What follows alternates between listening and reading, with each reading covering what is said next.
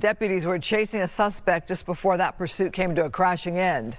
They deployed a grappler device to stop the car, and as you saw, the driver lost control, crossed over lanes, and slammed through a wall. Let's go live to Fox 11's Ed Lascos in Jurupa Valley, right there with the very latest. Ed? Marla, the very latest here, a wild pursuit, and as you've been showing everybody just moments ago, a crashing end to this here in Riverside County. The Sheriff's Department, they do not use mostly the pit maneuver to end the pursuit like we see over and over in LA County. Here in Riverside County, they bring in the grappler. It's a device that goes on with a netting behind the back wheels of that vehicle that's speeding away, and it's supposed to wheel in, fish in, if you will, that's bringing that vehicle to a stop. Did not work that way. Instead, sends the vehicle out of control. If you're ready, Joab, take us into the story. This area is still all sealed off here. Major part of the investigation, Belgrave Ave, if you're familiar with this area, crosses Etowah. It's right on the backside of the Jurupa Valley High School. The school in progress when all of this pursuit and this crashing ending all came to an end right here. To the video we go. Here it is. That's a K9 unit from the Sheriff's Department moving in behind that speeding vehicle, getting ready, drops the grappler, supposed to stop the vehicle. Instead, it sends it caroming and then flying out of control across the lane, smashing right into that concrete wall of a housing development on the other side. And then the video from the ground shows you the impact of that crash, and half of that vehicle that was speeding away winds up smashing right through the wall itself. And then the second part of the story, this leads to an hours-long standoff, about a 2-hour standoff here.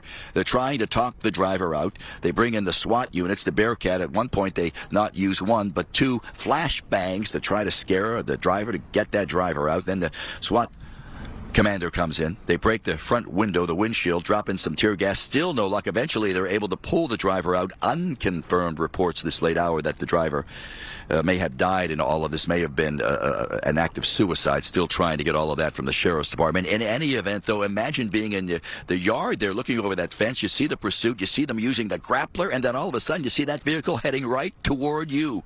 This witness did. Listen. Bunch of sirens and all that, and then out the nowhere I just see a white car start speeding down the street. I'm like, oh, this is the car they're after, because they're right behind him. And then they did the maneuver on him. I guess it didn't work, because it went straight towards the wall, and as soon as I seen it come towards me, I ran so fast. I didn't know if it was going to crash past the wall into the next house or roll through the thing, barrel roll. I didn't know what was going to happen. It was just get out of there. So they could have got him a different way. They pretty much made him crash into our back wall, I would say. Now you're looking live, so he did not want to give his name, wanted to tell his story, though. He's blaming the grappler for sending that vehicle out of control. That's still a main part of the investigation here, ladies, is it worked successfully. We've done stories on it here in the past couple of months on Fox 11 News with the Riverside County Sheriff's Department, but in this case, they were just unable to bring that netting down and wrap it around the rear tires of that vehicle as it was speeding away, sends it in, but at least at this point, nobody on the ground injured by all of this. That man and his dog watching it all were able to run. As he said, he ran so fast just to get away from all of that, as all this is part of the ongoing investigation. Ed, you're out there at the scene. Have you seen anybody that seems to be like their family or friends coming to that scene with questions? All we see, frankly, is right here that you're looking at it with us. 3 black and whites. Sheriff's Department says do not go across the line. If you go to where the stop sign is, Belgrade, Joab will show you that. Looking down Belgrade, halfway down the block, yeah, it's all lit up with that's where the crash came to an end. In fact, even talking to that witness, his backyard was off limits because it's part of the investigation where that vehicle came smashing through the wall. So it's still all tied up here at this point. There's certainly a lot of unanswered questions. You may have the driver who has passed one way or another. We don't know the exact situation there. And then you have some questions because they're trying to use this high-tech device, and it doesn't work exactly the way it's planned, you know? Yeah, well, more to come there for sure. Ed Lascos live for us there in Jurupa Valley. Thank you so much. And there was another pursuit, this one on the 5 freeway in East LA. This one took a deadly turn this morning. A crash and then shots fired. Fox 11's Susan Hirosuna has that story. The weapon still nearby that suspect. That's the reason why officers cannot approach. Sky Fox over the end of a short police pursuit from downtown Los Angeles to the Olympic off-ramp of the southbound 5 freeway.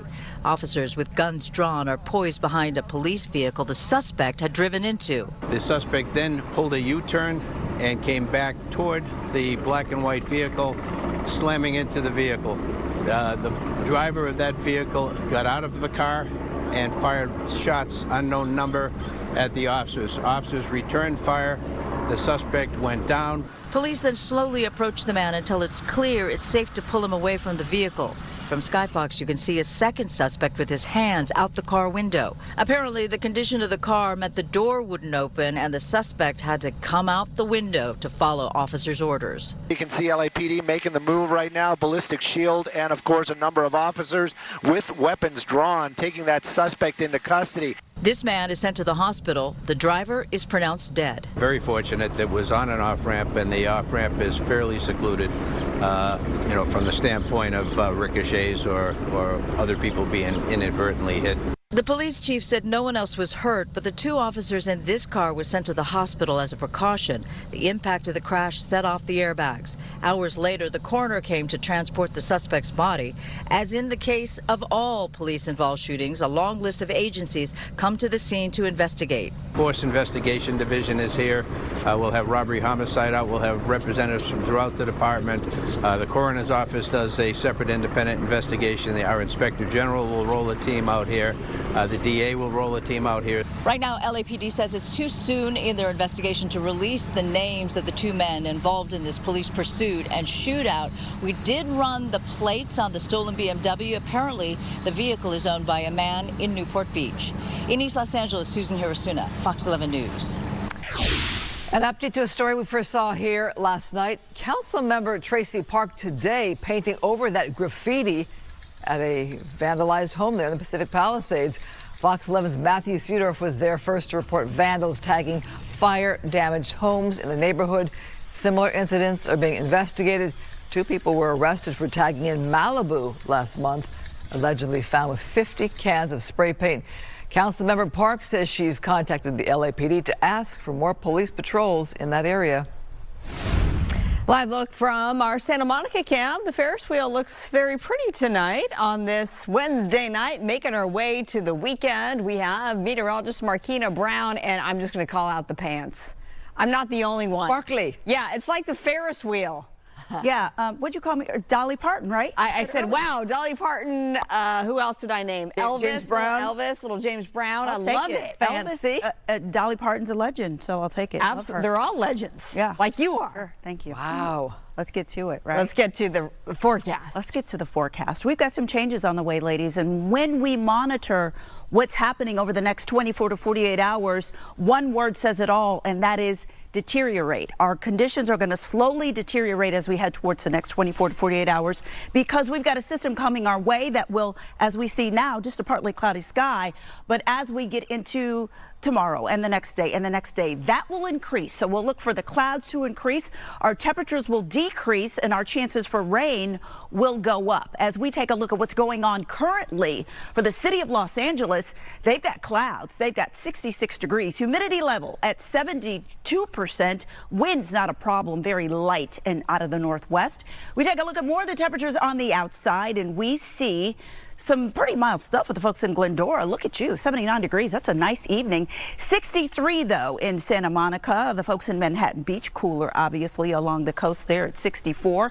We've got 75 in Whittier and 74 for the folks in Anaheim. Where we bottom out tonight is here, mainly in the 50s, upper 50s for places like Palmdale, Pasadena, 56 for the overnight low in Burbank. The folks in Santa Ana will bottom out at 60 degrees overnight tonight.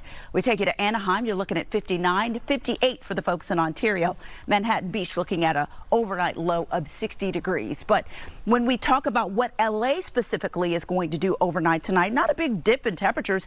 You're going to hold steady into the low 60s. So by about 10 o'clock tonight, we'll see 63. By 1 a.m., we're looking at 61. So no big changes there.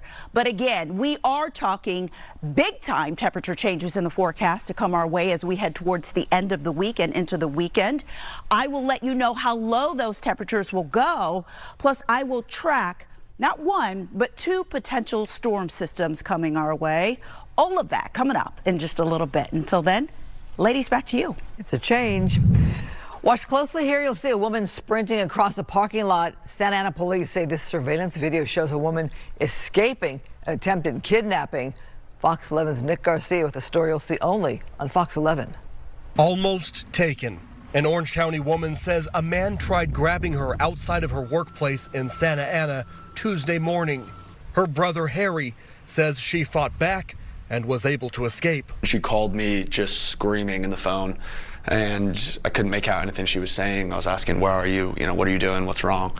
And the only words I could get out of her were, he grabbed me. This surveillance footage shows the woman running across the parking lot moments after the attempted abduction. She was just a mess. She was obviously screaming. She was all scratched up, and her arm is probably doubled in size now. I don't know how. He must have really, really grabbed her hard. Harry says he believes the suspect knew her daily routine and had planned his attack. She's not doing great, as you can imagine.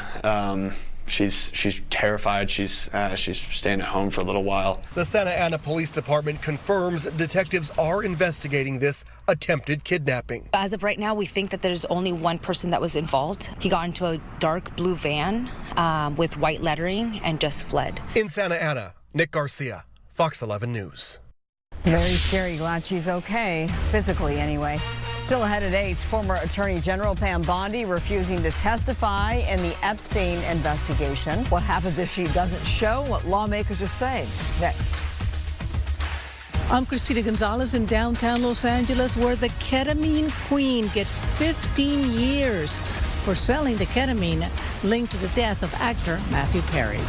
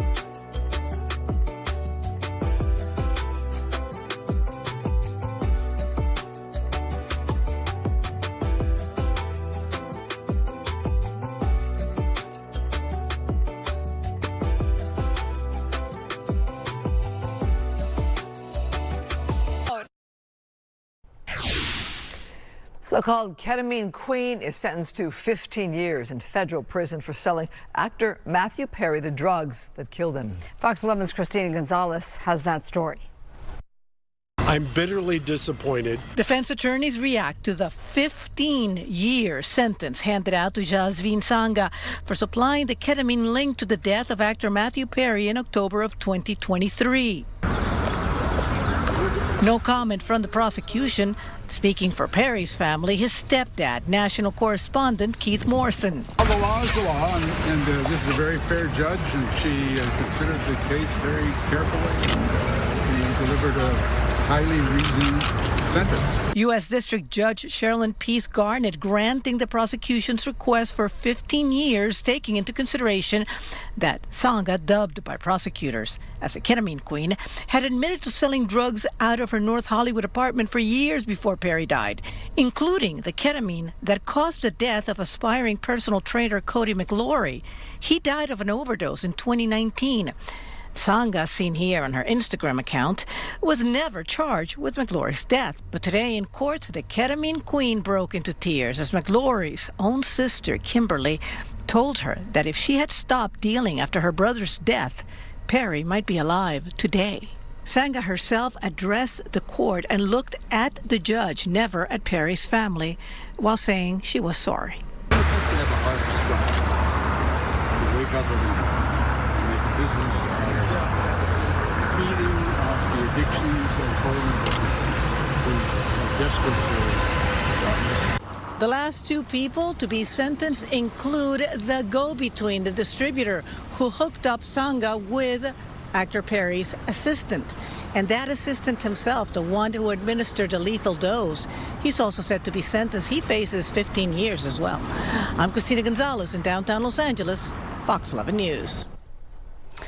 Well, one day after a proposed two-week ceasefire, the Middle East has collapsed into a fresh round of chaos as Israel launched a wave of airstrikes across Lebanon in a massive attack that lasted only 10 minutes. Israeli jets struck more than 100 sites, including dense neighborhoods right in the heart of Beirut. Amnesty International reports more than 1,500 people have been killed so far. These strikes shattered any hope for regional peace, coming just hours after the U.S. and Iran announced a temporary two-week ceasefire. Israel has made it clear that this truce does not apply to its fight against Hezbollah. In response to Israel attacking Lebanon, Iran has once again shut down the Strait of Hormuz. Tanker operators are being forced to pay up to $2 million per ship to pass through. Iran is refusing to take U.S. dollars. Instead, they're requiring payments in Bitcoin, stable coins, or Chinese yuan to bypass global sanctions. This marks the first time in history a nation has used cryptocurrency to lock down a global trade route. New at 8, President Trump's Energy Secretary Chris Wright wrapped up a tour of Synergy Oil and Gas in Long Beach today, and he didn't mince words. Secretary Wright placed the blame for sky-high gas prices squarely on Sacramento, accusing Governor Newsom of engaging in a political war on domestic production. Wright highlighted a striking statistic, noting that despite sitting on abundant resources, California still imports more than 60% of its oil from overseas. When you make energy expensive by importing it and putting ridiculous regulations on it, you not only make it more expensive to pay your bills, but you make it so businesses that consume energy aren't going to locate in your state. We don't care what state you're from or who you voted for. Our goal is to better energize America. The secretary argued that California policies are strangling jobs and forcing families to pay more at the pump while the rest of the country benefits from an energy boom, calling the current crisis a political choice by the Newsom administration. Developing tonight, former Attorney General Pam Bondi is defying a House subpoena. The DOJ says she will not testify next week regarding the Jeffrey Epstein case files, claiming her recent firing voids the request. Lawmakers from both parties aren't backing down, threatening Bondi with contempt charges if she blocks the April 14th deposition. The House committee says they want answers on why millions of pages remain sealed. We are learning more tonight about the large data breach last month involving the LA City Attorney's Office. The leak involves 337,000 files, including some of the LAPD's most closely guarded records. Things like officer personnel files, internal affairs investigation documents, the disciplinary histories of officers, unredacted criminal complaints. The LA City Attorney's Office is looking into this and says only the police department was affected by the breach. All right, coming up, the Artemis 2 crew headed home after a successful lunar flyby. Look at the journey and the trip back to Earth next.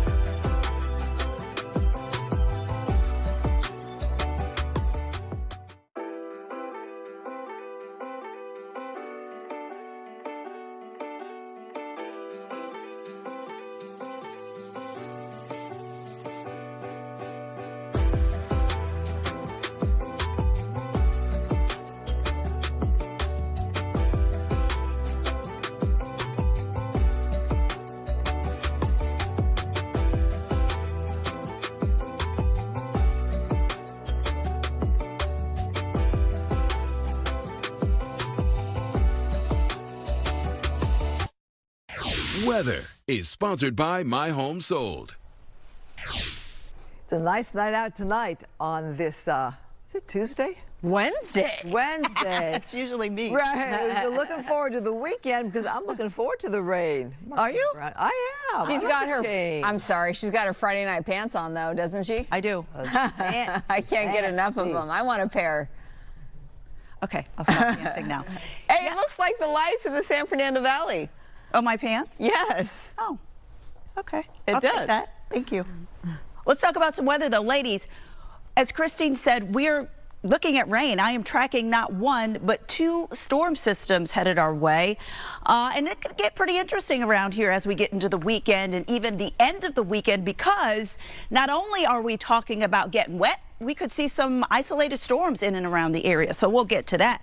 But just so you know, today we started out at 56 degrees, ended up at 80 for an afternoon high. The spread normally on a day like today would be 72 for the high and 54 for the low. Taking a look at some of the current temperatures on the outside right now, it's really not bad. What we are seeing right now is increasing clouds. That is going to be the story tonight and into tomorrow morning, along with areas of fog. That is definitely going to be a big part of the weather story, especially for our coastal areas. So we're looking at these numbers here. No big surprises. 70 in El Monte, 68 for the folks in Whittier. Look at tomorrow, though. We are looking slightly cooler in some areas than today, right? We're doing 76 for Pasadena, 77 Burbank, 71 in Santa Monica. A lot of 70s, a lot of low 80s is mainly what we'll see, and that will be the story. We're looking at 78 degrees for Glendora for your afternoon high.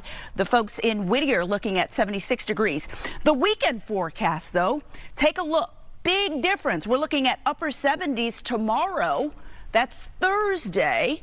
But upper 60s as we get into Saturday and Sunday. So we're talking clouds, we're talking rain, we're talking cooler temperatures, perhaps some gusty winds. And the storm system as we get into the end of the weekend will be a colder core system. So that will give us an opportunity for those isolated storms that I talked about. But the weekend is not going to be great. You can stay home, watch a movie, chill out. That's the weather we're going to see. So the headlines are here. Dry, cooler, and cloudy as we get into tomorrow. 2 storm systems, the first on Friday. The second one comes quickly in behind it on Sunday. And then with that, we're going to be wet and cool. But for how long? We'll talk about that. Plus, we'll talk about how much rain we could see. That's coming up in just a little bit. Back to you. Go ahead. It's been a long road of recovery for wildfire victims. One of the biggest hurdles, rebuilding. The big boost happening in Altadena. Plus, Jurupa.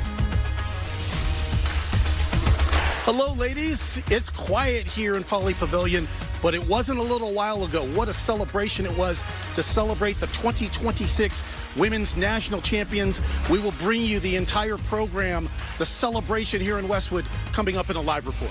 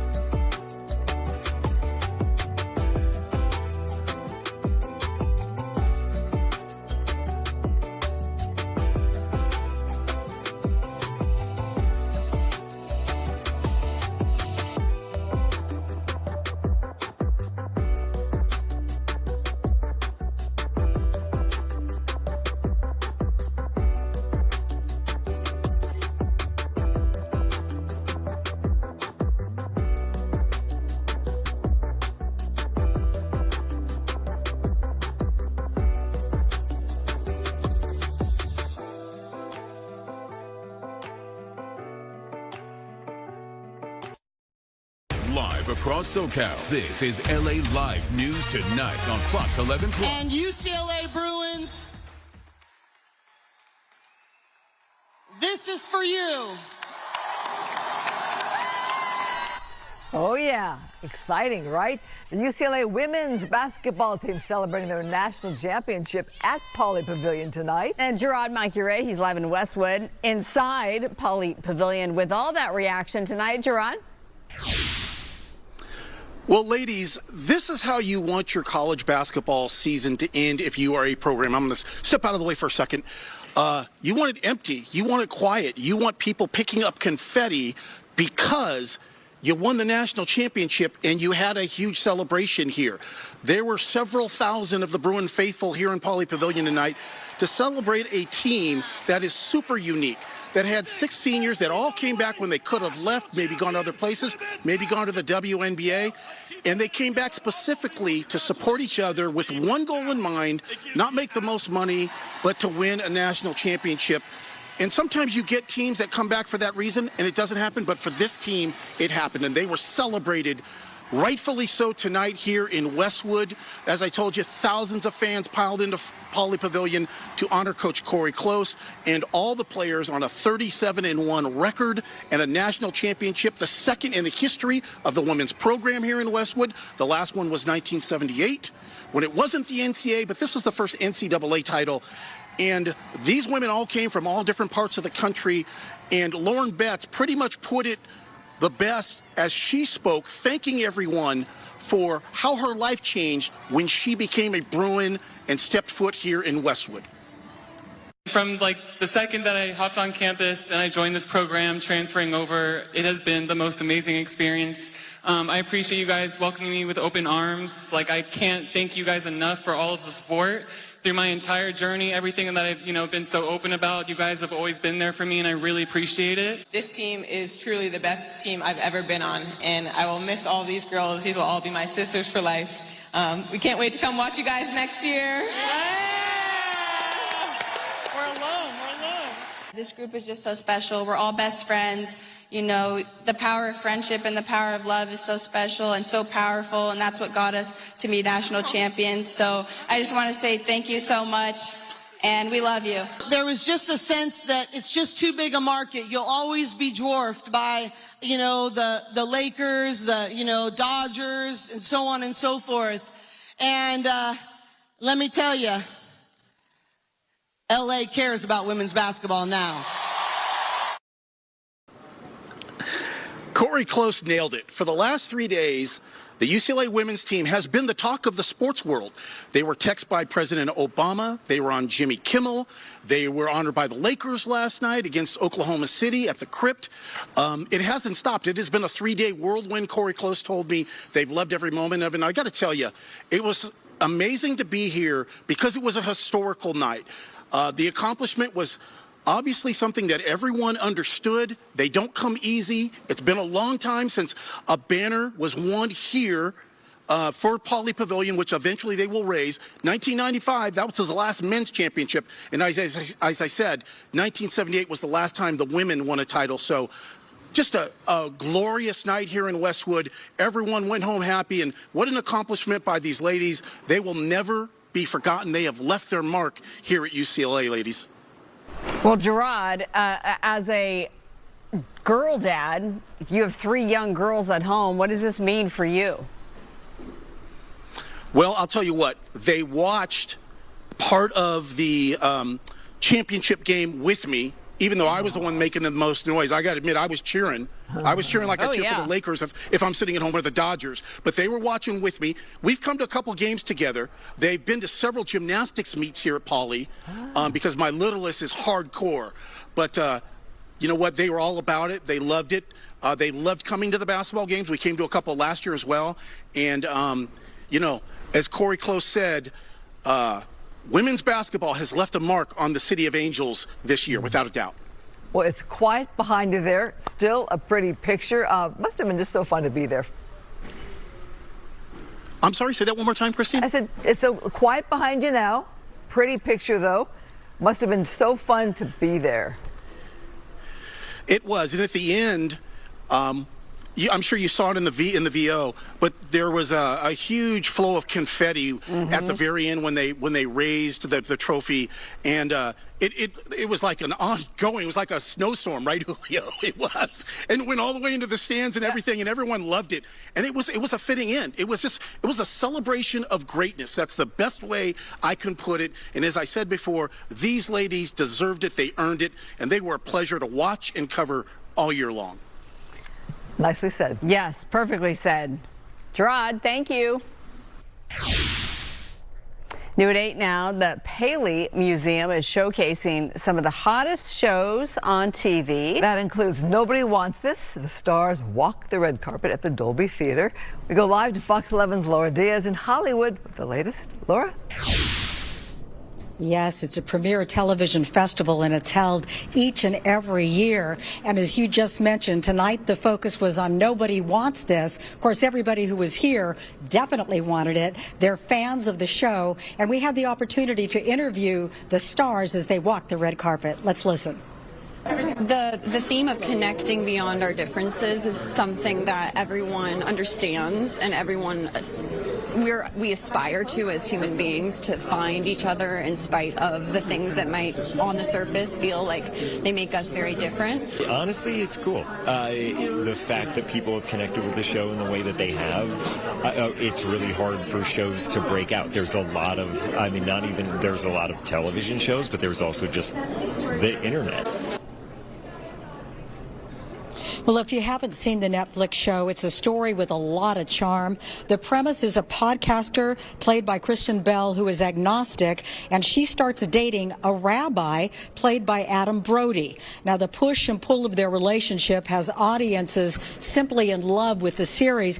But after the screening, people in the audience this evening get to ask questions of the cast. So they're in there first watching an episode, and then they get to actually be the person who asks the question. Now, the stars we talked to said that they were looking forward to the Q&A. They wanted to hear what their fans had to ask. Now, fun fact, it's all shot in Los Angeles, in the area, which was one of the requests made by the star, Kristen Bell, because she wanted to be by her family. But with all the runaway production, of course, it's a really important note. There's been so much focus on trying to bring production back to Hollywood, which sounds like a strange thing to say, but we know so much of it has been exported out of state and out of the country. So it's a key thing to have a show like this in LA. But a lot of fun here this evening. I had so much fun meeting some of the stars and asking them questions. We'll have much more at 9 and 10. Laura Diaz reporting live from Hollywood, sending it back to the studio. And I'm on the red carpet, so, you know, it's all fun. Oh, yeah. It's like you said with PaleyFest, the great thing is you get to sit and ask the questions and hear from them talking about the shows instead of just watching the show or watching a movie or going to screening. Yes, there's that interaction, and you know that you're talking with somebody who's a true fan. These are not people who ask questions for a living, so they're going to ask a question that's something they really want to know, and the stars all seemed excited about it. They were looking forward to that exchange, but so happy that they're on a hit show, loving that it's shot in LA, and also that it really kind of focuses on our differences and really the fact that maybe we're more alike than we really think. We can have different religions, different backgrounds, whatever, but we can still find a commonality and even fall in love. So there you go. That's true. And I think the key to its success, I'm a fan. I have seen it, all of it, and or what there is to see anyway. And relatability, that it's relatable, I think, to so many people. Yeah, that's what people talked about. The stars, I haven't had a chance to talk to the fans. I was hoping to sneak in, but since we were going live, I couldn't do that.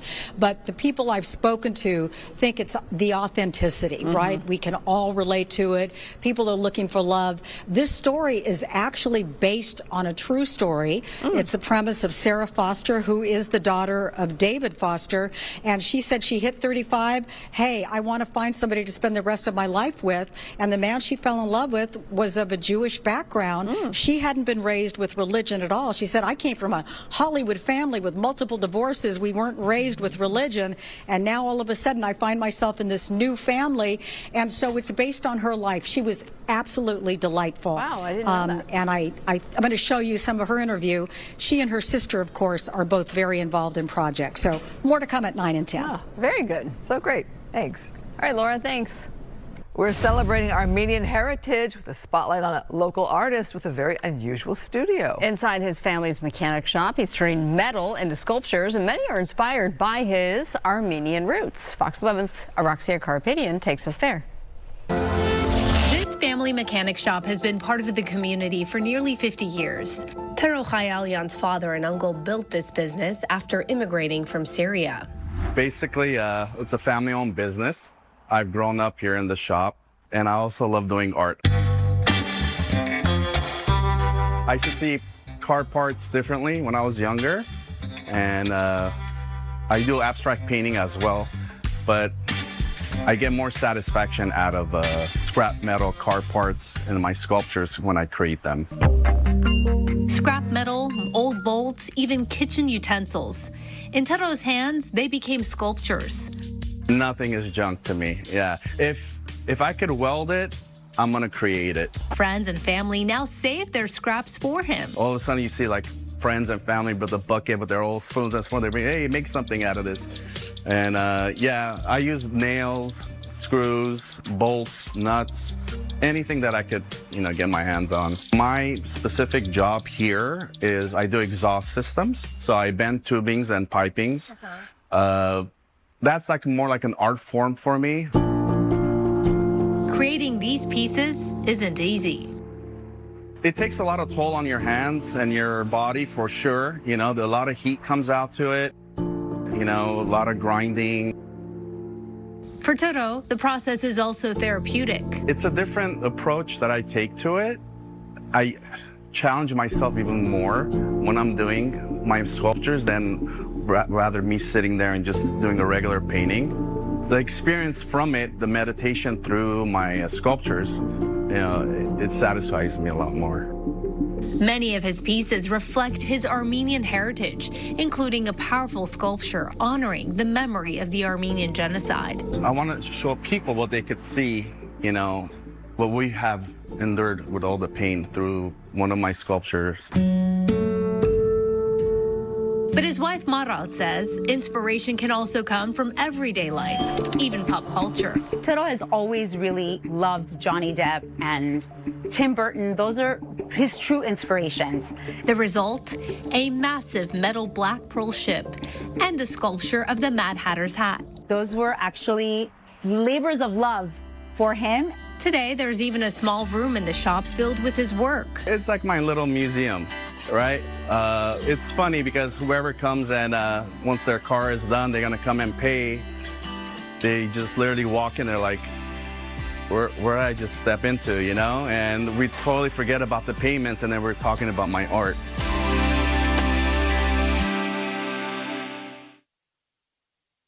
The upcoming show Mind in Flight opens tomorrow at the Glenmark Hotel in Glendale. And to see more of our Armenian heritage stories, check out our app, Fox Local. All right, coming up, we're checking in with meteorologist Martina Brown. Hey there, good evening. As an area of high pressure moves out, cooler air and a cooling trend in general moves in. I've got the details for you coming up.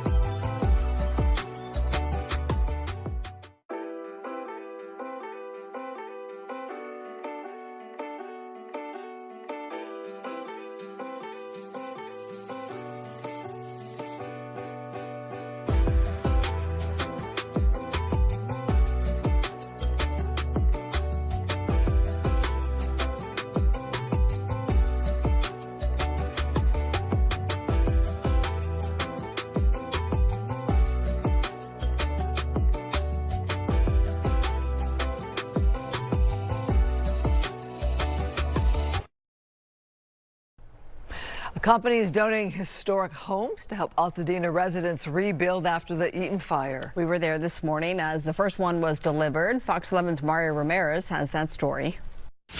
They're getting a little tired, but also, look, instead of it looking like a weird mobile home walking down the freeway, it looks like a house is about to happen right there. Talk to me about how close we are. From Lincoln Heights to Altadena, crews worked overnight to move this 100-year-old Victorian home. I don't know, I'm kind of speechless in a way. It's just an incredible experience because there was no home and now there's a home. The homes preserved during a new development project and are now being donated by the nonprofit developer Decro Corporation to families who lost everything in the Eaton fire. This was just a yellow, ashen, yellowy gray sky with a glowing red sun, and everything was smoldering. And this was my house was stucco that burned. Many in Altadena continue to face long delays with permits and costs. It's technically a remodel.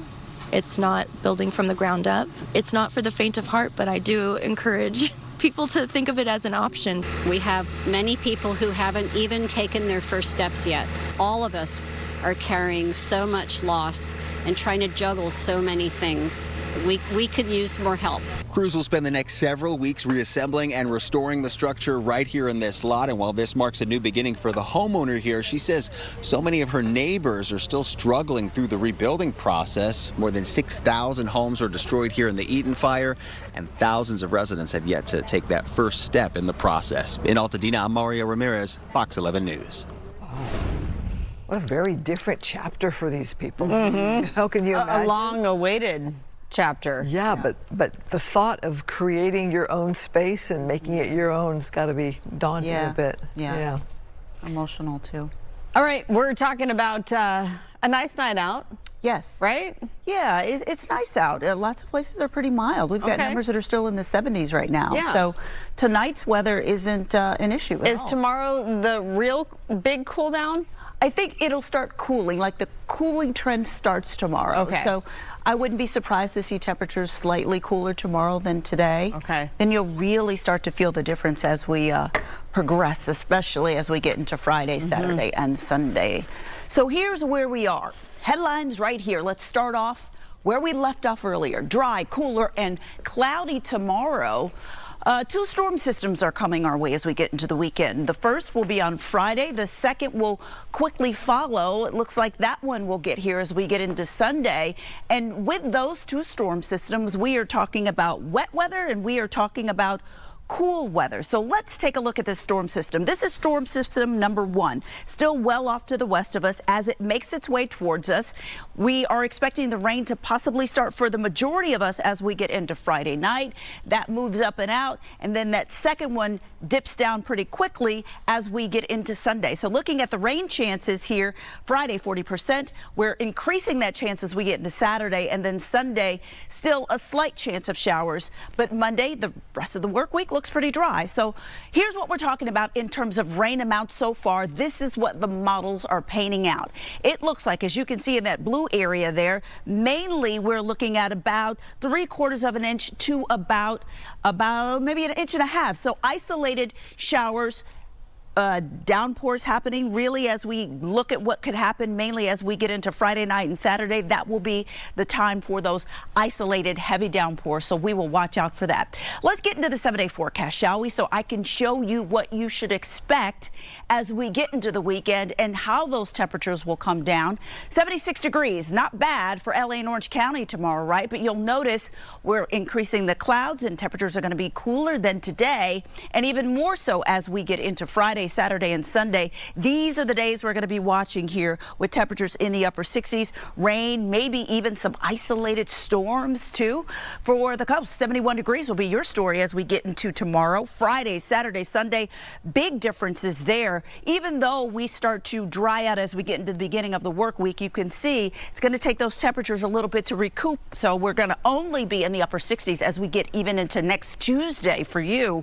For the valleys and the Inland Empire, low 80s for you. you tomorrow, but you say goodbye to the 80s. It looks like for at least the next 7 days. You're in the low 70s as we get into Saturday and Sunday. Also Monday, giving you some sunshine as we get into Monday and Tuesday, warming up into the upper 70s, though, by the end of next week. And then we take you to the high desert, where we see lots of sunshine for you tomorrow with highs in the upper 70s. You're in the low 70s, though, by Friday.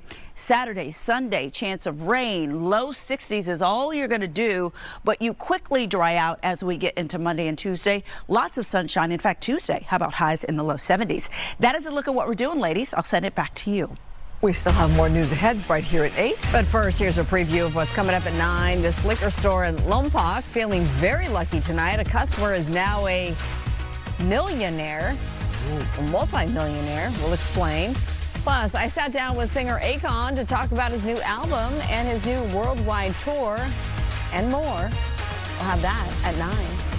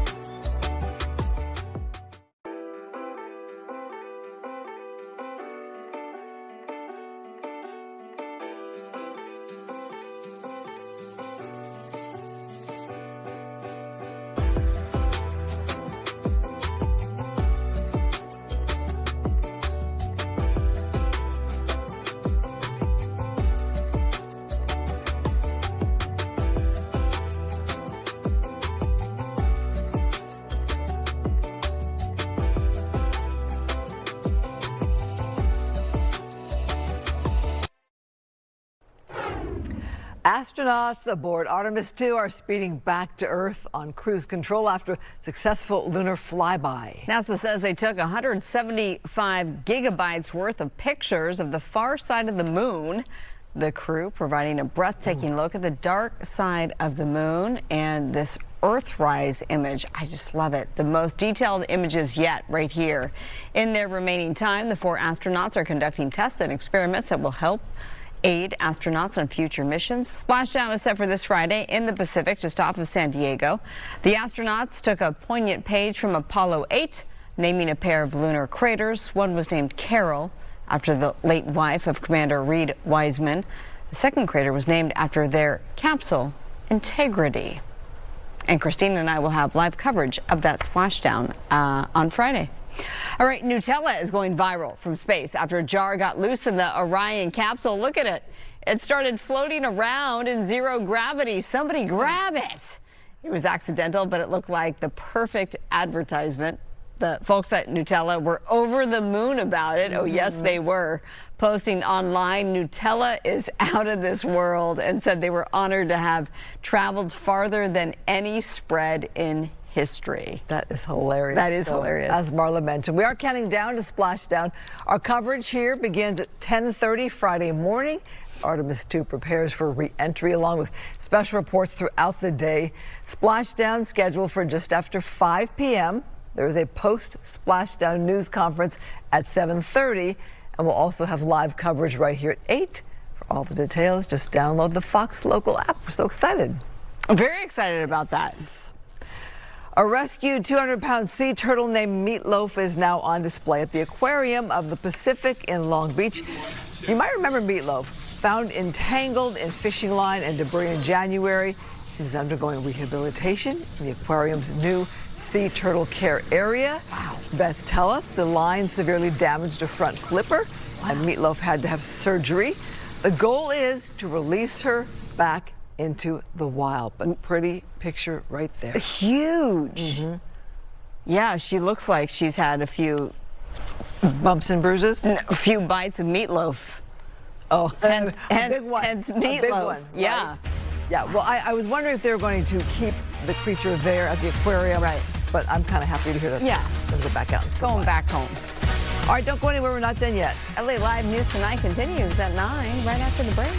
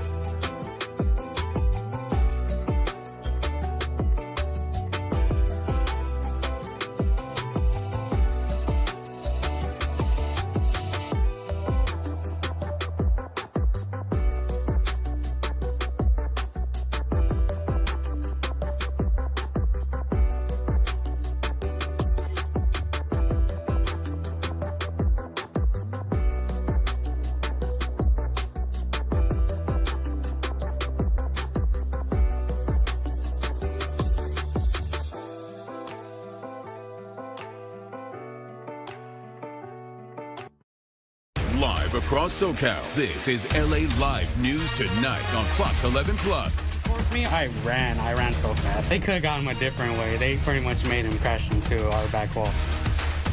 Now at 9, a high-speed chase ends in a violent wreck after a failed grappling maneuver.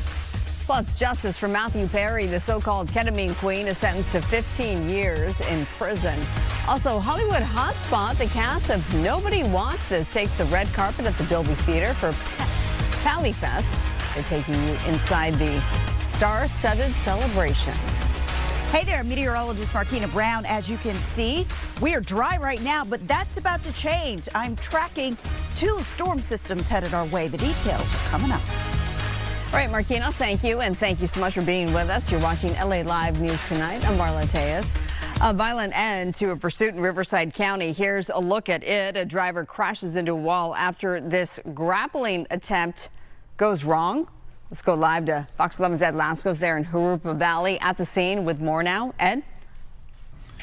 And Marla, all of this has the Riverside County Sheriff's Department tonight grappling with all of this, the investigation as their new high-tech equipment. The grappler said to be even safer than a pit maneuver in ending these high-speed pursuits. Only in this case, the grappler sends that speeding vehicle out of control into a crash. Joab, take us into the story. This is the area here. It's still all sealed off Belgrade Ave. The cross is Etowanda. It's right behind the Jurupa Valley High School, if you're familiar with this area, along straightaway. The car speeding through here, and the sheriff's deputies came in one of their canine units to deploy that grappler, and it sends it into a crash. And now the investigation with a lot of unanswered questions. Watch. The pursuit is on. Riverside County Sheriffs deploying their latest weapon, the grappler. Instead, it sends the car and the pursuit to a crashing end. A bunch of sirens and all that, and then out the nowhere, I just see a white car start speeding down the street. I'm like, oh, this is the car they're after, because they're right behind him.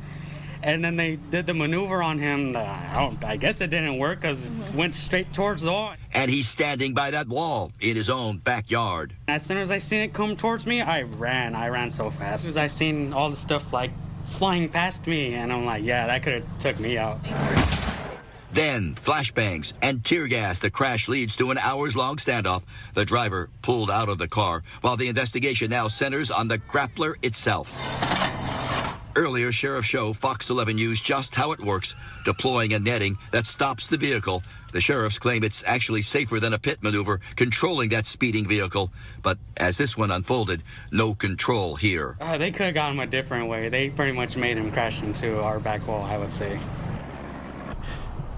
And now that from one of the witnesses. He was in that backyard, and as he was saying, he ran for his life as he saw that vehicle speeding right toward him, crashing into that wall. And the video from up on the Skyfox showed him and his dog running for their lives to get away from that area. So at this late hour, the investigation is on. There's really unconfirmed reports about the driver himself. We know he was pulled from the vehicle. Unconfirmed reports he did not survive the crash. And we also have told at one point that as they lit up that vehicle for a traffic stop, they believe that the driver was armed with a handgun. So we don't know the circumstances as to how all of this ended. We're waiting for some more information from investigators. But certainly, Marla, the investigation really moving into high gear. They have the entire area sealed off here. Look at this vehicle running through here, Joab. You hear the sheriff's department. This man, give us a look, running right at the checkpoint here. They yelled at him, stop. You probably heard it going over there. This entire area is sealed off with yellow tape and investigators. And this guy driving like a maniac right at the checkpoint itself as all of this plays out. So still a very tense situation here. But Marla, as this plays out, unanswered questions about the end of the pursuit, that grappler device, and about the driver himself, his condition. Yeah, so many questions, Ed, to your point. So we know that Riverside County is the first agency to use this in California. Have they used it successfully in other situations? We're told, and what we've been looking at, because they gave us a demonstration about a month or so ago, showing us exactly how it worked and saying that they believe it is a lot safer than a pit maneuver. So we have, I think, have been told that, yeah, there's been at least a dozen or so instances where they have used it, or perhaps just under a dozen, where it worked just by textbook situations. Here, as you saw in that video, they were trying to deploy it. They just weren't able to get it into that right area under those 2 rear tires of that white vehicle as it was speeding. And unfortunately, it sort of acted as in a sense, as a pit maneuver, pushing that vehicle out of control and across the lanes of traffic right into that concrete wall. Yeah, I mean, we were live over it in the 3 o'clock hour when this happened, and I did compare it to a pit maneuver as well. So on the same wavelength there, Ed. Well, we hope everything's okay right there at the no, I was going to say construction site. Give us a quick look, Joab. Yeah. No, they're checking out this vehicle because there was about a dozen sheriff deputies here at this checkpoint. And all of a sudden, they see this car coming at them with the headlights on, and he's moving at a good rate of speed. And they were yelling "stop!" And now they're checking out the car. So it's a interesting situation. Checking out the driver as well here at this checkpoint. Okay, yeah, checkpoint. That's the word I couldn't come up with. All right, well, there's the driver seemingly walking away. All right, you and the crew be safe, Ed. Thank you so much. New tonight, President Trump's Energy Secretary Chris Wright wrapped up a tour of Synergy Oil and Gas in Long Beach today, and he didn't mince words. Secretary Wright placed the blame for sky-high gas prices squarely on Sacramento, accusing Governor Newsom of engaging in a political war on domestic production. Wright highlighted a statistic noting that despite sitting on abundant resources, California still imports more than 60% of its oil from overseas. When you make energy expensive by importing it and putting ridiculous regulations on it, you not only make it more expensive to pay your bills, but you make it so businesses that consume energy aren't going to locate in your state. We don't care what state you're from or who you voted for. Our goal is to better energize America. The secretary argued California policies are strangling jobs and forcing families to pay more at the pump while the rest of the country benefits from an energy boom, calling the current crisis a political choice by the Newsom administration. Council member Tracy Park, LA council member, today picking up a spray can and painting over graffiti at a vandalized home in the Pacific Palisades. Fox 11's Matthew Seedorf was the first to report vandals have been tagging fire-damaged homes in the neighborhood. This was his story last night. Park personally taking action with spray paint she purchased. Authorities are investigating similar incidents. LA County Sheriff's deputies arrested 2 people for tagging in Malibu last month. They allegedly were found with 50 cans of spray paint. Councilmember Park says she's contacted the LAPD to ask for more police patrols in the affected areas. All right, let's take you live outside, and that is LAX above. We do see some of that cloud cover. Let's check in now with meteorologist Markina Brown, and tomorrow we will notice that cooling trend. For sure. Little by little is what we're going to do, Marla. Baby steps. But definitely as we get into the weekend, we're going to see and feel the difference. Good evening, everybody. We're looking at a mainly cloudy sky across lots of our area at this hour. That is only the start of what will continue to develop late tonight into tomorrow morning, because we will also start to see the low clouds and fog develop. And of course, for those areas, that means a cooler start to the day and a cooler end by afternoon. As we take a look at what's going on currently in LA, we see the clouds and we see temperatures in the low 60s. Winds are not a problem there. Other numbers on the outside, we're seeing 60s and even still 70s outside. We've got low 70s for the folks in El Monte. We've got 61 in Pasadena. If you're in Woodland Hills, you're feeling temperatures in the mid 60s. We've got 65 for Burbank and 63 for Santa Monica. Overnight tonight, temperatures will dip into mainly the low to mid 50s. Some upper 50s are out there as well. We got 57 in Palmdale, 56 in Pasadena, and 59 in Ontario. So again, I am tracking not one, but 2 systems that will come through and change our atmosphere quickly. We're looking at increasing clouds, decreasing temperatures, and an increasing chance for rain and maybe even a thunderstorm or 2. I will map it all out for you coming out in just a little bit. Until then, Marla, I'll send it back to you. All right, thank you so much, Markina. The Paley Museum is showcasing some of the hottest shows on TV. That includes Nobody Wants Us and the Stars Walk the Red Carpet at the Dolby Theater in Hollywood. That is where Fox 11's Laura Diaz is live for us. Oh, you're not on the red carpet anymore. But you know what, Laura, you always deserve the red carpet treatment. Very kind of you, my friend. Yes, we're outside in front of the Dolby Theater, which you can see behind us, and that red carpet was pulled after the stars went inside. And it was a great event because so many people showed up. But the big thing about it, of course, is the fans get to meet the stars of the show. Now, this festival is held each and every year, and it's a big hit because it allows the fans to interact with the stars of the show. Let's hear what some of the stars had to say earlier.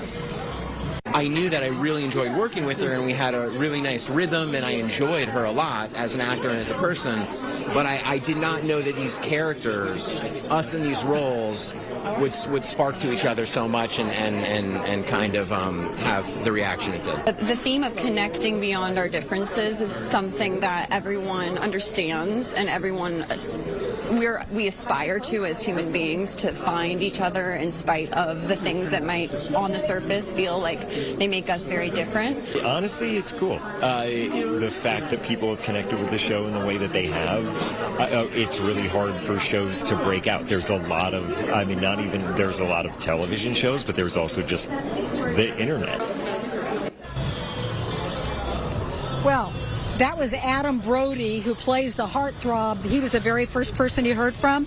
If you haven't seen the Netflix show, it's a story with a lot of charm. The two major stars are said to have a lot of chemistry. The premise is a podcaster played by Kristen Bell, who is agnostic, and then she starts dating a rabbi played by Adam Brody, who you just heard from. The push and pull of their relationship has audiences simply in love with the show. Now, after the screening, people will get to, in the audience, will get to ask questions of the cast. The stars we talked to said that they were looking forward to the Q&A. They were all happy to be on a hit show. A fun fact to know and tell is that it was all shot in Southern California, which was one of the requests made by Kristen Bell so she could be with her family. Now, with all the runaway production, it's simply a positive to have a hit show that's shooting in Southern California. But mostly, this was a celebration of television. A lot of people say, that they stream their shows these days. They don't always watch the major networks. This is a Netflix show, and of course, everyone's looking forward to the new season. Some of the stars that are going to be making appearances on it are people like Sarah Silverman. So you can bet, Marla, it's going to be a lot of fun. I'm Laura Diaz reporting live from Hollywood, sending it back to the studio. Oh, absolutely. And you know what? I hate to put you on the spot, but have you, Laura, have you seen it, at least an episode? I've seen a little bit. I'm going to go home and try to see as many episodes as I can. I saw part of one, but I do love the whole cast and how they interact, and they do have a lot of chemistry. They really do. I asked Brody, I said, do you think you can fake chemistry? And he said, I think you can. And I said, really? I was never able to do it with any of my co-anchors. You either have it or you don't.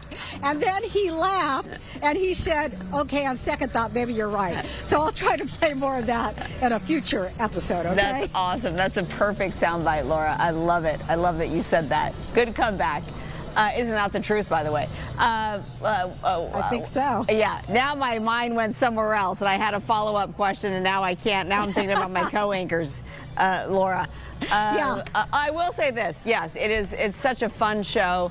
My husband and I, John, we turned it on one night with zero expectations. This is a long time ago when it first really was released.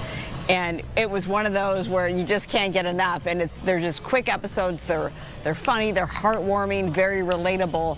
And we blasted through that season 1 in no time. It's one of those that I bet you'll find yourself doing the same. So let me know. Let us know. Oh, yeah, I can't wait. It's said to be so charming. And you know what? So much of life is so serious these days. Absolutely. We could all have a laugh and see something charming. I think it's great. Yes. Okay, good. Can't wait to hear how many stars you give it. Your review. Okay. Laura, thank you. Thanks so much. All right, sentenced up next, the ketamine queen is headed to federal prison for her role in the death of Matthew Perry. The breakdown of the judge's ruling, that is next. And dressing room tragedy, the wrongful death trial begins after LAPD officers killed a 14-year-old girl. Plus, Avenatti released. The disgraced attorney is out of prison and heading to a Hollywood halfway house.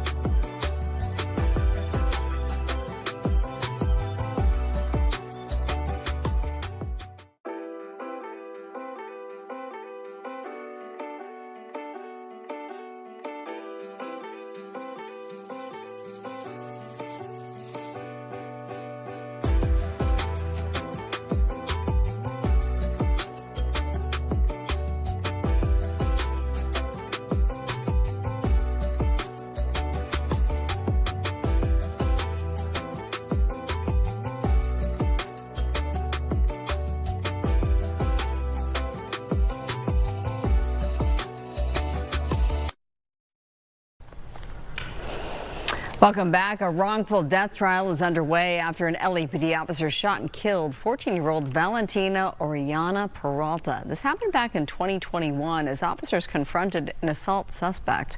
Oriana Peralta was in a dressing room with her mother when a police officer's bullet went through the wall, killing her. Her family alleges lack of proper police training, citing a review board finding that 2 shots violated department policy.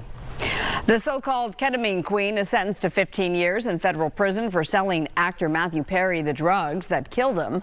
Fox 11's Christina Gonzalez has that story.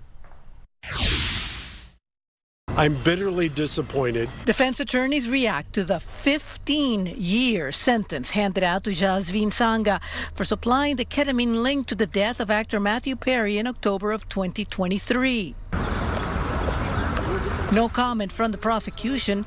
Speaking for Perry's family, his stepdad, national correspondent Keith Morrison. Well, the law is the law, and this is a very fair judge, and she considered the case very carefully and delivered a highly reasoned sentence. U.S. District Judge Sherilyn Peace Garnett granting the prosecution's request for 15 years, taking into consideration that Sanga, dubbed by prosecutors as the ketamine queen, had admitted to selling drugs out of her North Hollywood apartment for years before Perry died, including the ketamine that caused the death of aspiring personal trainer Cody McLaury.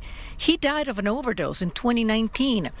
Sanga, seen here on her Instagram account, was never charged with McLaury's death. But today in court, the ketamine queen broke into tears as McLaury's own sister, Kimberly, told her that if she had stopped dealing after her brother's death, Perry might be alive today.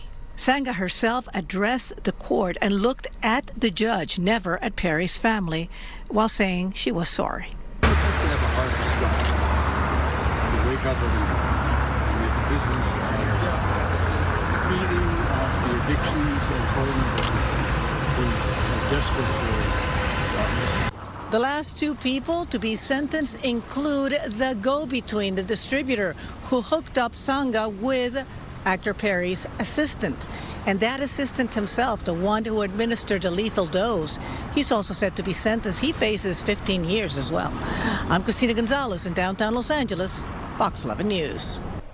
Well, developing tonight, new storms have parts of Hawaii flooding again. Heavy rains and strong wind gusts started crossing Hawaii last night.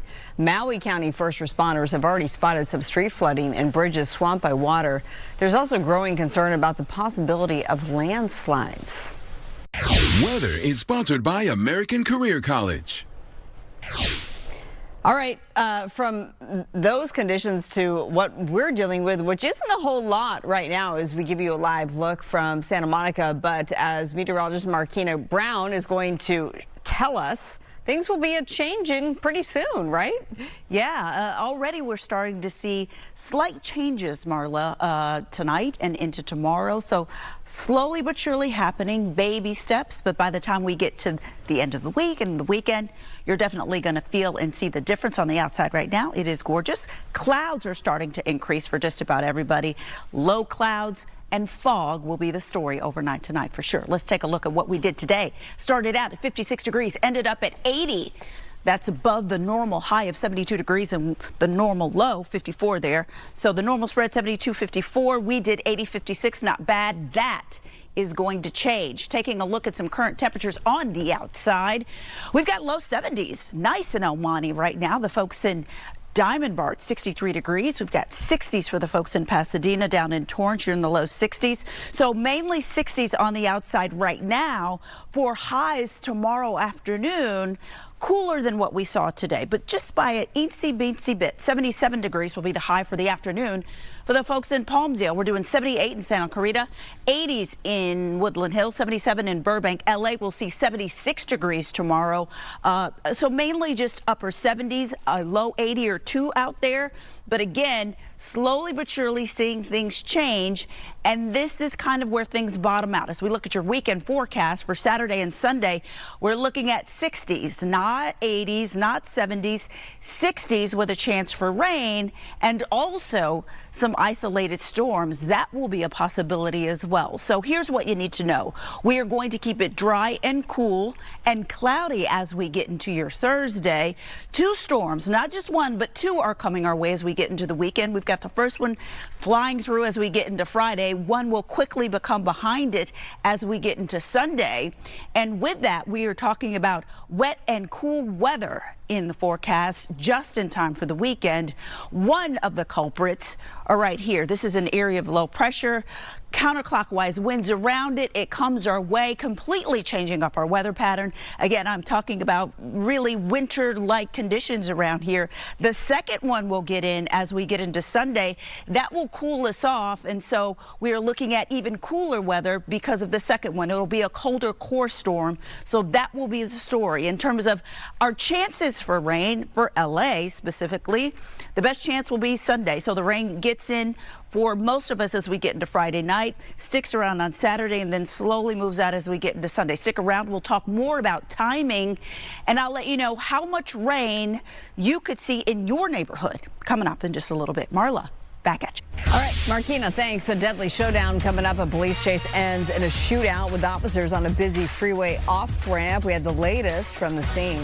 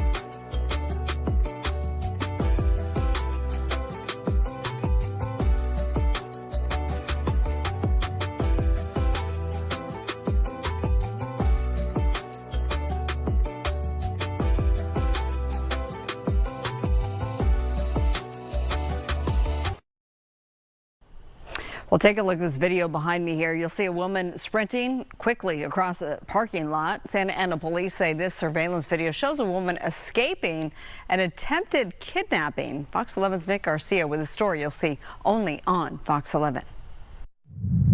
Almost taken. An Orange County woman says a man tried grabbing her outside of her workplace in Santa Ana Tuesday morning. Her brother Harry says she fought back and was able to escape. She called me just screaming in the phone, and I couldn't make out anything she was saying. I was asking, where are you? You know, what are you doing? What's wrong? And the only words I could get out of her were, "He grabbed me." This surveillance footage shows the woman running across the parking lot moments after the attempted abduction. She was just a mess. She was obviously screaming. She was all scratched up, and her arm is probably doubled in size now. I don't know how. He must have really, really grabbed her hard. Harry says he believes the suspect knew her daily routine and had planned his attack. She's not doing great, as you can imagine. She's terrified. She's staying at home for a little while. The Santa Ana Police Department confirms detectives are investigating this attempted kidnapping. As of right now, we think that there's only one person that was involved. He got into a dark blue van with white lettering and just fled. In Santa Ana, Nick Garcia, Fox 11 News. Coming up, we're in South LA tonight where parents are complaining about prostitution, drug use, and violence near an elementary school. Also, a beautiful day for Akon fans. The music icon reveals secrets behind his brand new album. That's ahead.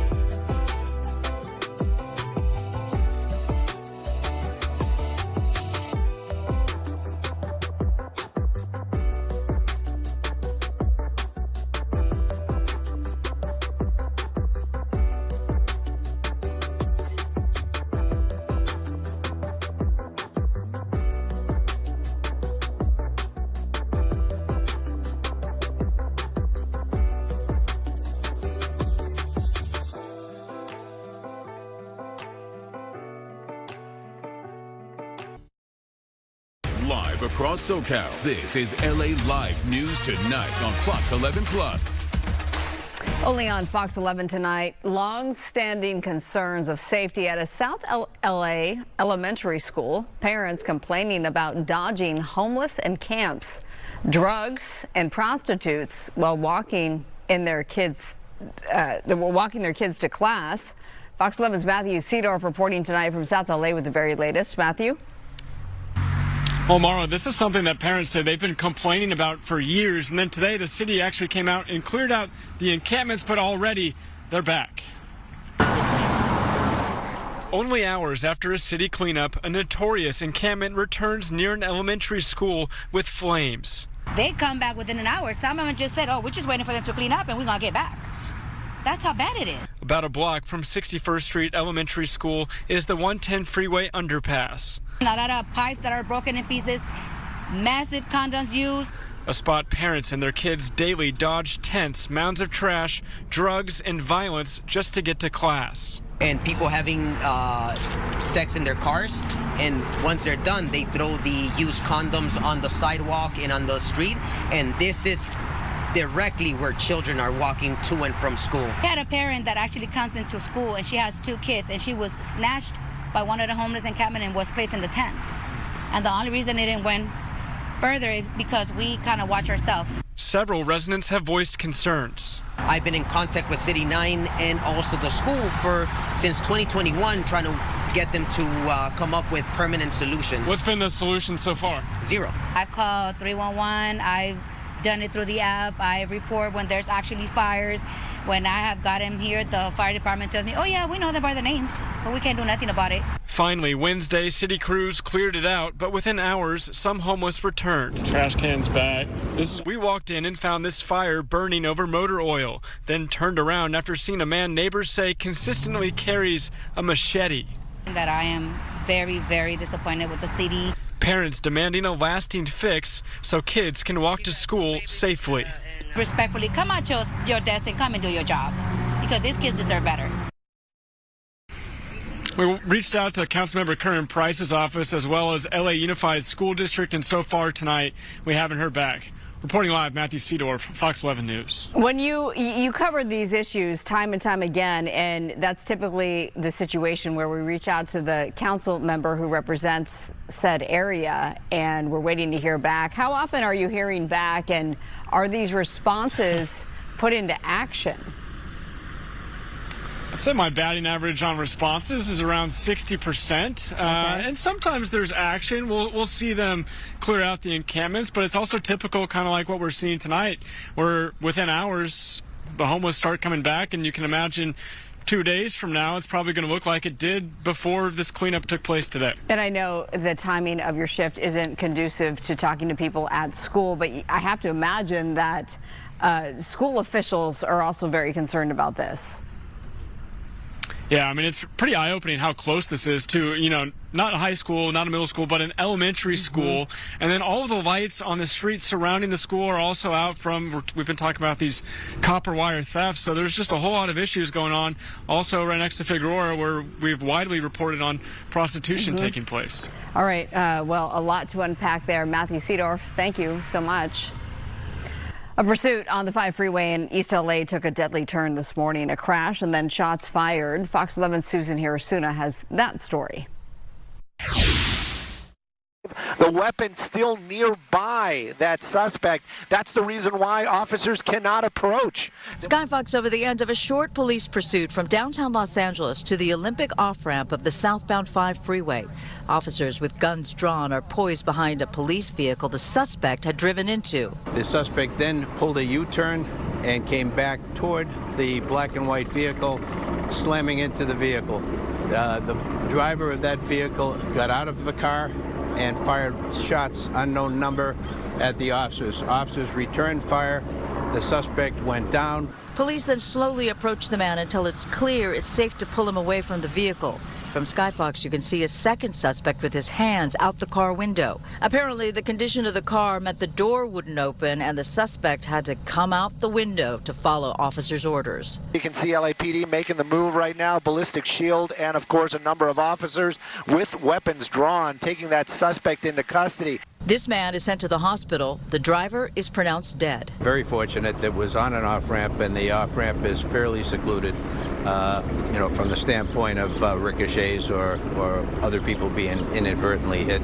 The police chief said no one else was hurt, but the 2 officers in this car were sent to the hospital as a precaution. The impact of the crash set off the airbags. Hours later, the coroner came to transport the suspect's body. As in the case of all police-involved shootings, a long list of agencies come to the scene to investigate. Force Investigation Division is here. We'll have robbery homicide out. We'll have representatives from throughout the department. The coroner's office does a separate independent investigation. Our inspector general will roll a team out here. The DA will roll a team out here. Right now, LAPD says it's too soon in their investigation to release the names of the 2 men involved in this police pursuit and shootout. We did run the plates on the stolen BMW. Apparently, the vehicle is owned by a man in Newport Beach. In East Los Angeles, Susan Hirosuna, Fox 11 News. The California Supreme Court orders Riverside County Sheriff Chad Bianco to halt his probe into last year's special election. The move comes after the Attorney General accused Bianco of overstepping his authority by seizing over 1,400 ballot boxes. Bianco, who is running for governor, had defended the search. For now, the investigation is dead in its tracks as the ballots remain under lock and key. Tonight, a Stanislaus County man is in the hospital after being shot by ICE agents during a traffic stop on the I-5 yesterday in Patterson. ICE alleges that the suspect is a gang member wanted for murder in El Salvador. However, court records provided by his lawyer show that he was acquitted of that charge.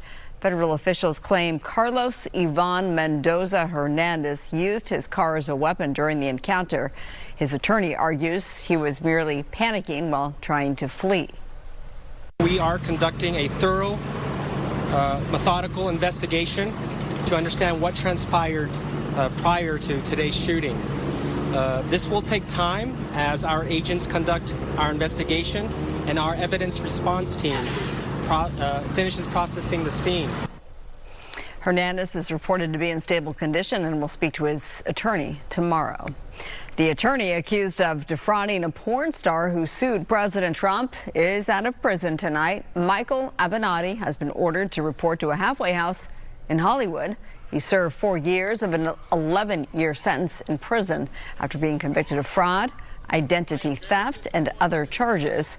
Prosecutors say Avenatti cheated clients out of millions of dollars, including Stormy Daniels, who he represented in a lawsuit against President Trump. We spoke with TMZ's Charles Ladeboudier about what to expect next from him. It's not like he's just out here free and clear and, living the high life like he used to be, because he used to live in a very luxurious building here in Los Angeles. Like, it's a very exclusive building to get into. And that's just the way he rolled back then. And this is going to be a different experience for him. He does have to submit to drug testing, clearly has to stay out of trouble. And he still has to pay restitution to the sum of about $6 million. So there's a lot he has to get done still while he is finishing out his sentence. Avenatti's stay at the Hollywood halfway house is expected to last until 2028. Florida prosecutors are subpoenaing Tiger Woods' prescription records following his DUI arrest near Jupiter Island. Investigators want to review dosages and driving warnings for all medications filled over the last year. Woods was officially charged yesterday with 2 misdemeanor counts. He's pleading not guilty. Developing tonight, media executive Jeff Shell is out at Paramount Skydance. The New York Post reports his exit follows a $150 million lawsuit accusing him of leaking corporate secrets, including strategy surrounding its bid for Warner Brothers Discovery. Paramount calls the claims frivolous, but sources say the company moved quickly to mitigate risk. This is Shell's second major ouster. He was previously fired from NBC Universal in 2023. Lucky in Lompoc. Up next, a local liquor store sells a $7 million scratcher's ticket. Doesn't that sound nice? Yes. And so does this. It's a beautiful day. Music sensation Akon reveals his new music and global tour plans. I sit down with him. Speaking of sounds, how does the sound of rain make you feel? I hope good, because that's what's in the forecast. I am tracking not 1, but 2 systems headed our way. I've got the details for you coming up.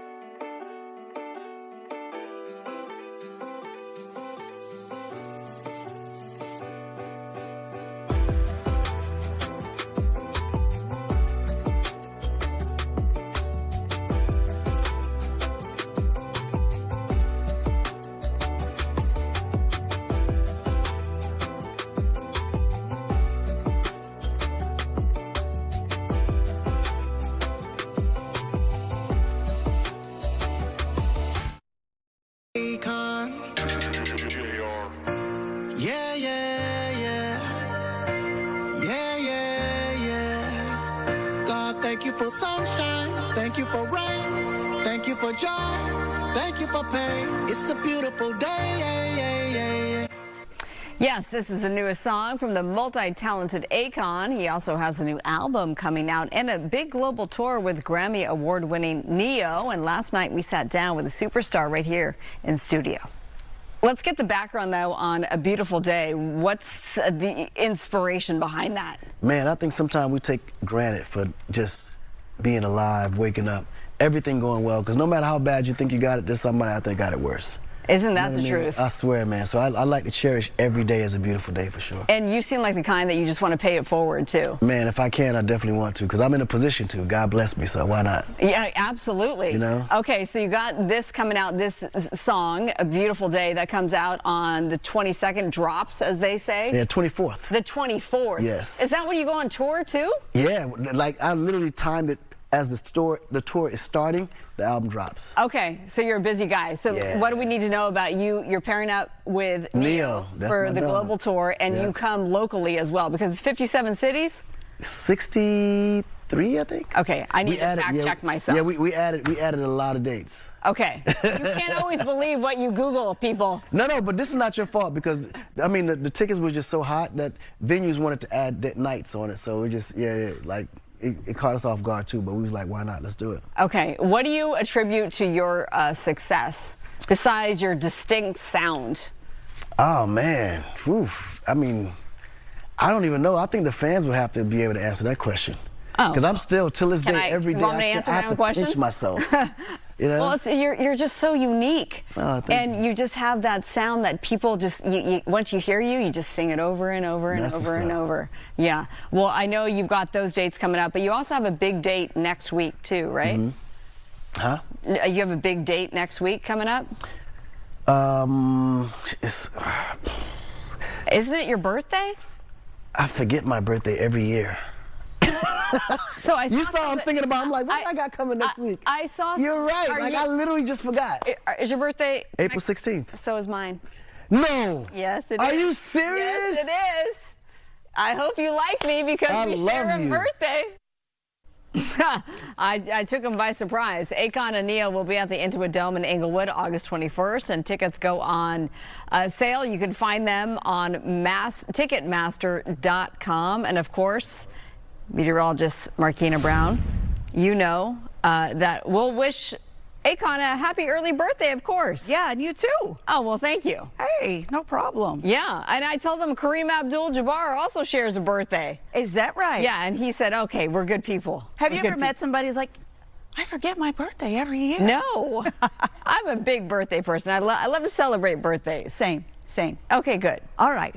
The good news is your birthday isn't this weekend, right? No. It's next week. Yeah. Next week. Let's talk about it. Good evening, everybody. We started out at 56 degrees this morning, ended up at 80 for an afternoon high. The spread normally on a day like today would be 72 on the high side, 54 on the low side. Let's talk about temperatures, because that's what the big weather story is going to be for us as we head toward the next 24 to 48 hours and even beyond that. Tomorrow, you'll notice that temperatures are going to be a little cooler than today, just a smidge. 76 degrees will be the afternoon high for the folks in Pasadena. Good evening if you're in Burbank. You're going to do 77 tomorrow. The folks in Woodland Hills will be in the low 80s. We've got lots of 70s on the board, from low 70s at LAX to the upper 70s in Whittier. Going to Diamond Bar, we're going to give you 79 degrees tomorrow. Some folks will be in the low 80s, but things will start to change because of this area of low pressure, counterclockwise winds around it, pulls our way, and with that, we're going to pull in different conditions. We're talking more clouds, we're talking a chance for rain, even storms, possibly some heavy downpours. It is going to be very different around here as we head toward the end of the week and into the weekend, and that's just storm system number one. We've got another one coming through right behind it. That moves out by Saturday. Another one comes in on Sunday. So look at the difference. We talked about 80s today, 70s tomorrow. We're going to do 60s. That's it in LA as we get into the weekend. 76 on Saturday, 66 on Sunday. It is going to be a wet, cool, and cloudy weekend. In terms of our chances for rain over the next few days, we really start to see them increase as we get into, again, Friday, Saturday, the best chance so far, and then even more of a chance as we get into Sunday. So how much could you see in your neighborhood? The bullseye is right there. We're looking at the blues. We've got the darker blues, the lighter blues. That indicates about 3/4 of an inch of rain to about 1.5 inches of rain. Again, we could see some heavy downpours. So in those areas, we could get a little bit more rain, maybe get into the purple category where we see even more than 1.5 inches. Of course, we'll keep you posted as that storm gets closer. Meantime, if we go to the 7-day forecast, you can see it here. It's pretty plain. LA and Orange County looking at 76 degrees tomorrow. That is how your Thursday will look. Also expect a mainly cloudy sky. Getting into Friday, Saturday, and Sunday, very different as temperatures only top out in the 60s, but then we rebound quite nicely as we get into the beginning of next week. That is what we're doing weather-wise. Marla, back at you. All right, Martina, thank you. Now, we do want to update the breaking news that we've been following all afternoon. The update to this pursuit that ended in that violent crash in Jurupa Valley. We're just hearing from Riverside County Sheriff's deputies about the status of the suspect. We are being told that, in fact, he did die of a self-inflicted gunshot wound to the head. This was after a long standoff after crashing into a wall after this grappler attempt here. It says that the suspect was a wanted suspect. Doesn't say what he was wanted for in the beginning, but after that long standoff and a fail to get out of the vehicle after this crash, he did die of a self-inflicted gunshot wound, according to authorities out of Riverside County. All right, on to this much lighter story. A liquor store just north of Santa Barbara celebrating after selling a $7 million winning Scratchers ticket. The lucky crossword extreme player is the second multi-millionaire recently minted in the city of Lombok. California Lottery says the store owner plans to use his retailer bonus for upgrades, while the win contributes to the lottery's ongoing support for California public schools. I guess I didn't realize Scratchers go up to that high. $7 million. That's nice. All right, going. No? Coming up, the hottest ticket in Augusta is in the seat. It's memorabilia. Why Masters fans are scrambling for the viral collectible next.